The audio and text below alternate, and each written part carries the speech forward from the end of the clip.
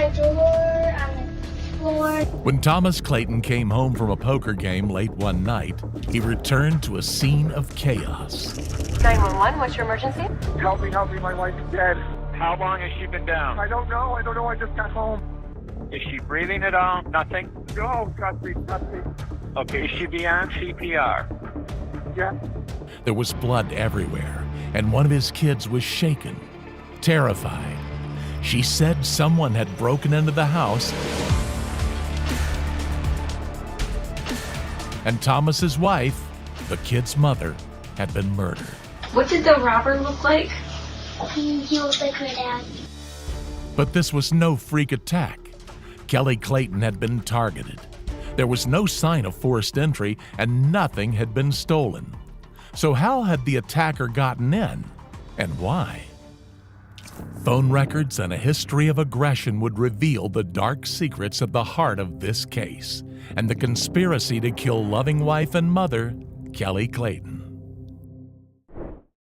So who was Kelley Clayton? Born Kelley Stage in August 1980, Kelley was from Elmira, New York. She had two older siblings, a brother and a sister. Her father was a fire chief with the West Elmira Volunteer Fire Department, and he was also dedicated to leading and coaching local community sports. Her father's enthusiasm for sport was infectious, and Kelley herself went on to lead an active life. At Elmira Free Academy, she was on the cheerleading squad and the softball team, and she graduated in 1998 as an honor roll student. Kelley continued her academic achievements at the State University of New York, based in Oneonta.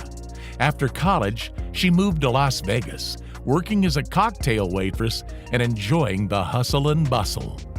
She stayed in Nevada for a time before returning to her home state, and it was back in Elmira that Kelley met her future husband, Thomas Clayton. Thomas was born in Binghamton, New York in 1978. His father worked as a landscaper, and his mother ran a food services company, and by all accounts, it was an ordinary childhood. Thomas was well-liked and an average student. Where he excelled was sports, enough that a sports career was not a remote dream, but a real possibility. He spent most of his time in high school playing hockey, and Thomas continued to play at college. He went to Niagara University in Buffalo. When he graduated, Thomas was immediately recruited to a minor league team, the same team that would send him to Kelley's hometown, Elmira, New York, the Elmira Jackals. The Jackals were a new team. They had joined the United Hockey League in 2000, only 2 years before Thomas was recruited to join the roster. But they had good players, and Thomas saw it as his route into the hockey world. "I wanted to pursue a career in hockey," he was quoted as saying by the Elmira Star-Gazette in 2014. Hockey was his life, and he was passionate about it, even aggressive. One of his teammates said, "Thomas wasn't the biggest guy, but he played like he was. He would do whatever it took to win." This was a regular part of hockey playing. It's a scrappy sport, and in the professional world, winning a game can mean everything for a player's career. But there was one occasion when Thomas's aggression spilled off the ice and into everyday life. Thomas was close with one of his teammates, Brad "Wingnut" Wingfield. Brad would go on to have his own aggressive reputation. In 2004, an opposing player broke Brad's leg on the ice. I remember hearing it snap like a pretzel rod. It was insane. It was feared that the injury would end Brad's career, and he carried a grudge. In December the following year, Brad took his revenge. It was a bloodbath, man. Brad's team, the Danbury Trashers, were playing the team that had broken his leg. He was just, I'll never forget, just rocking. Winger's a madman. Midway through the game, a brawl started on the ice, and Brad saw his chance. He went for the player who had broken his leg the year before. He was dropping bombs, hammers on this kid, he had long hair, pulling his hair, kneeing him. Brad was removed from the ice and given a game misconduct, but he wasn't done. I don't think anything was gonna satisfy his thirst for revenge. While brawls on the ice weren't uncommon, Brad's targeted, vengeful behavior spoke to a deeper source of aggression. And Thomas seemed to share his friend's willingness to fight. In 2003, the pair got into a fight with 4 police cadets in an Elmira bar. The brawl apparently started because of Thomas's own lewd behavior, including dancing almost naked on tabletops. They took the fight from inside the bar out onto the street, and the cops were called.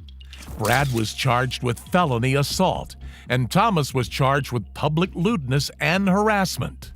This disruptive, aggressive behavior was for Brad a sign of things to come.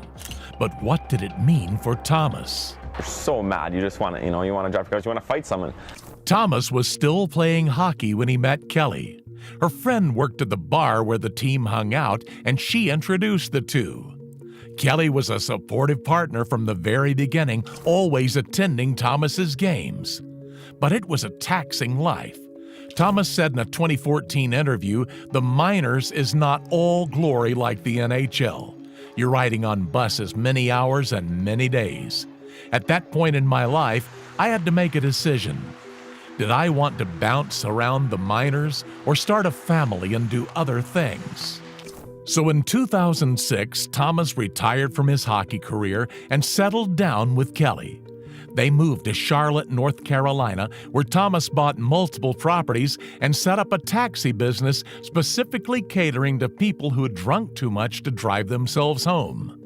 They had the first of their 2 children, Charlie, and for a while they lived in domestic bliss. In 2011, a year or so before they had their second child, Cullen, they moved back to New York. Thomas got into the home restoration industry. He started a business called ServPro with a friend, specializing in water, fire, and mold damage. Kelley, meanwhile, worked waiting tables at the Woodhouse Stadium Grill. To supplement their income, the couple bought more multi-unit rental properties. The couple seemed to work well together, managing their finances and their busy lives as parents. From the outside, this active couple and their children made a model family in their home in Clayton, New York. But this seemingly happy family life was soon to be torn apart. Everything changed on the night of September 28, 2015. It was a muggy, hot evening, and there was a tropical storm on the horizon.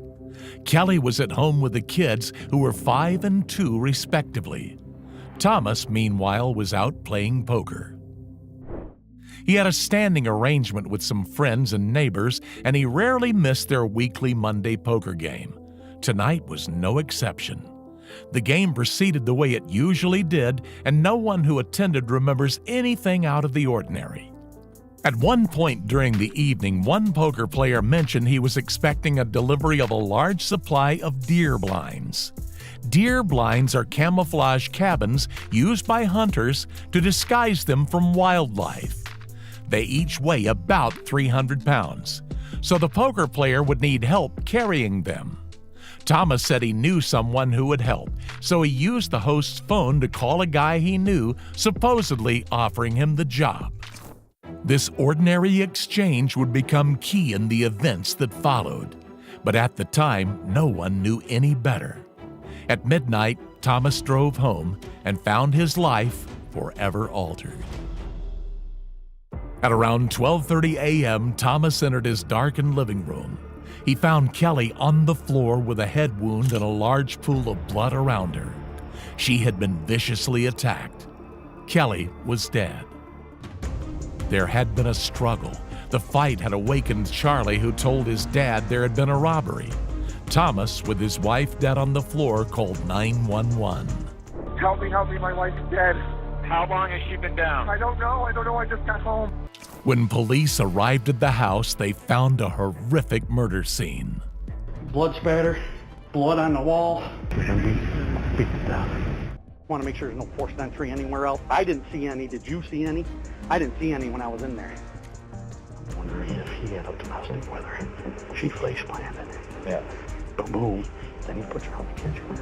In her face, you can see how her face is beat in. Okay. Husband.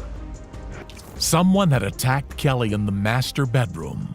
She had fought back and tried to escape, so they chased her down the hall, down the stairs, and into the living room.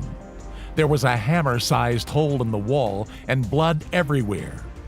Kelley had been killed with a fiberglass handle of a maul hammer. The police took Thomas outside. I want you to have a seat. You don't need to see that anymore, okay? He was agitated and they tried to calm him down. Just take some deep breaths, okay? I know, yeah. Just take some deep breaths and stuff. Just try to stay calm. They needed to give Thomas clarity on what had happened, since the only other witness was a 7-year-old girl.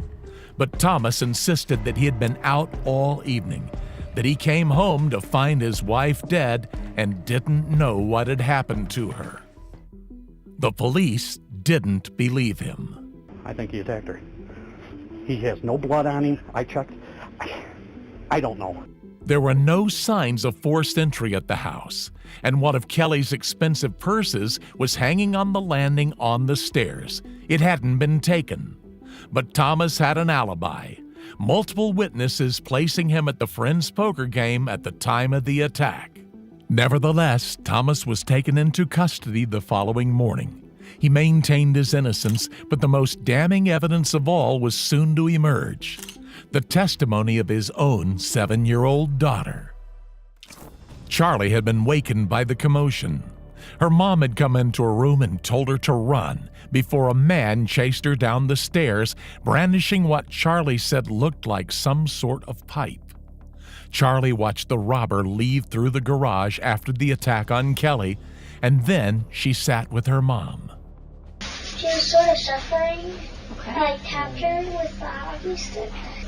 Then I hugged her leg. Where was Mom when you hugged her? Laying down in the kitchen with blood all over. When she was asked what the robber looked like, she said, Could have been my dad, but he looked like my dad. How did he look like your dad? The mask and his shoes. Have you seen anybody wear that mask before? My dad. Did the robber say anything? Every question I asked her related back to Daddy. And then she looks at me, she goes, but it couldn't have been Daddy, because then who would take care of us? Thomas's daughter wouldn't suspect him of the murder by accident. The revelation meant Thomas's alibi needed a closer look. So the police interviewed the attendees of the poker game, and the host recalled lending Thomas her phone to call someone about the deer blinds. When they examined her phone, they found that the number had been deleted. But Thomas's attempt to cover his tracks was not enough. The police were able to recover the deleted number, and it led them to Michael Beard. Michael Beard was a laborer who lived in Elmira Heights. Thomas was his landlord and also his employer at ServPro. Michael had recently been fired for stealing items from clients' homes, and he was facing eviction. Nonetheless, Thomas appeared to trust him enough to have him at the Clayton house doing odd jobs, including babysitting the kids. But it was a different sort of job that Michael would be doing on the night of September 28th. On October 3rd, Michael was arrested and charged with murder in the 2nd degree. It didn't take investigators long to get him to confess. He said he was desperate for money since he had been fired, and that Thomas had offered him $10,000 in cash to kill Kelley Clayton. There was now a premeditated murder-for-hire case implicating both parties in first-degree murder. Michael revealed that Thomas had planned Michael's movements in advance. Thomas had swapped vehicles with another friend and gave Michael the friend's red Ram truck. He had also left Michael a key to the house in the garage. Phone records documented Thomas calling around local properties asking about the status of their surveillance cameras. He also called Michael several times in the lead-up to the murder. At around 11 p.m., Michael's wife witnessed him leaving their house on a bike. From there, Michael picked up the truck and drove it to Thomas and Kelley's house, stopping on the way to pick up a friend, Mark Blanford. Mark stayed in the truck and acted as lookout as Michael went into the house to commit the crime he had been commissioned for, Kelley Clayton's awful murder. Michael told the police where to find the murder weapon, which he had thrown off the side of the road in a nearby town. He also led them to the swamp where he had hidden a bag containing the bloodied clothes he had worn that night, and helped them find the spare house keys which he had thrown into a creek in his own neighborhood, Elmira Heights. But there was more. Michael claimed he hadn't fully completed the task that Michael had set him, to burn the house down. Michael was supposed to kill Kelley, or at least knock her out while she slept. Then, he said, Thomas had intended for him to set the room ablaze using nail polish remover as an accelerant and a candle on the nightstand to light it. Thomas knew his children would be in the house that night. We don't know why Michael didn't follow through with Thomas's arson plan that night. Perhaps he saw Charlie awaken in the struggle and couldn't go through with setting the house on fire with children in it. All we know is that the children had a lucky escape. But why? Why would Thomas want to kill his wife, who had supported him through both his hockey and business careers? The answer was horribly simple. At trial, multiple women came forward to say they'd been having affairs with Thomas. These women included one of Kelley's close friends, an insurance agent, and a 15-year-old. The insurance agent testified that she had a threesome with Thomas and another woman, and that Thomas had chatted with her freely about Kelley, describing his wife as lazy. He said he couldn't divorce her because she would take everything. Thomas was greedy and money-obsessed. Just a year before the murder, Thomas had increased Kelley's life insurance policy from $500,000 to $1 million. A few weeks later at Christmas, he told Kelley's niece that it would be the last Christmas with me around and us being together as a family. These signs all pointed to a murder that had been premeditated for a very long time. Kelley and Thomas's marriage had crumbled to the extent that Thomas was searching for ways to get rid of her while pocketing the cash. Michael Beard was the perfect patsy. Michael went to trial in November 2016. By then, he'd changed his story, saying instead that Thomas had paid him to burn his house down as part of an insurance scam. He said he had arrived at the house but backed out when he found a robbery had taken place and that Kelley had been murdered. He was pleading not guilty. But Michael had already confessed before a grand jury, and this confession would not be easily ignored. On the stand, he claimed he had been intimidated by the investigators into confessing. The reason for his DNA on the murder weapon, he said, was that the robber had handed it to him before fleeing the scene. The jury found this hard to believe.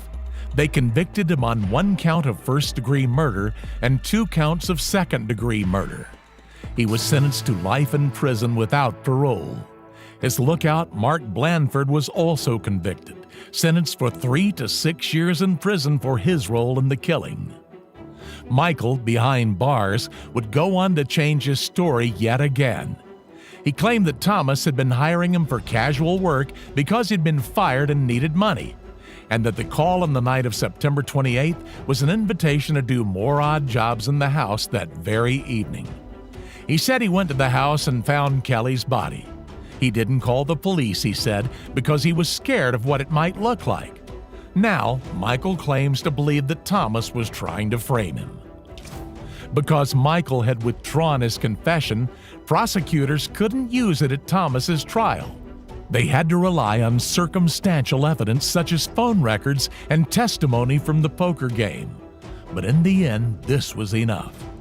Thomas Clayton was convicted of first-degree murder and sentenced to life in prison without parole. This once promising hockey star had let his aggressive impulses and greed get the better of him, with tragic consequences. What do you think about this awful story? What do you make of Michael's role in the killing? Let us know your thoughts in the comments below. Until next time, stay safe, keep up with our channel, and we'll see you very soon on The Decoder.